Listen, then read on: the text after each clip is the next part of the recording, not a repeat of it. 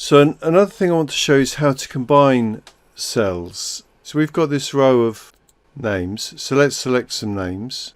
Control C. Control V. So I've just pasted in some surnames here. So we've got first name, surname. Now supposing we wanted to combine them and just have first name and surname together. So the way to do that is to use the concatenate command. So click on FX, concatenate. There we go.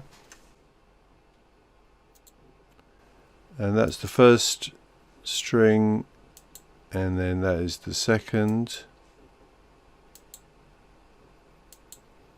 So it has concatenated them, but unfortunately it's put them together. Actually, what we really want is probably to have a space in between. So another thing I want to show you is if you click there, you see in the bottom right hand corner it changes from a big white cross to a different type of cross, which is just a small black cross. And if I left click and move that down, it does a smart copy. It works out. It thinks, well, if you've got that in that cell, you want to just copy that down.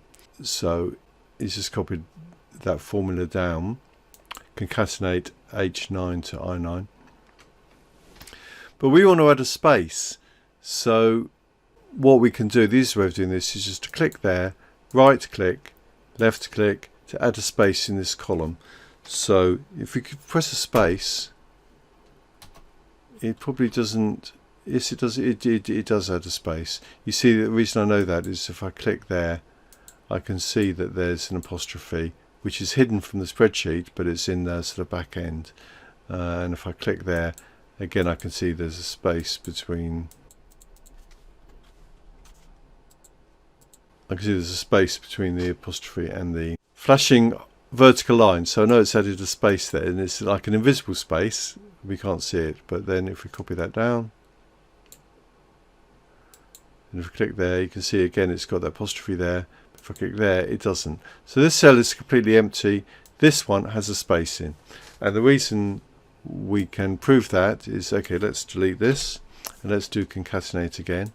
So left click there, FX and concatenate, okay. So we want three things. So we want that one, which is the space, and you can see there's a gap there between the two inverted commas, and this one there. So H2, I2 and J2 gives Aaron Smith with the space between the first name and second name. Then I can drag that down. So that's how you combine cells. Now at the moment this is a formula, and supposing we wanted these as hard coded into Excel, we would copy them. So copy and then click here, paste using that triangle, paste values where it's got the 1, 2, 3, click that. So as you can see, if I click on Aaron Smith there, it just says Aaron Smith there, so that's hard coded. If you click on that Aaron Smith, that's a formula. So if we change any of this, so if we change that to Jones, this first one changes and the second one doesn't.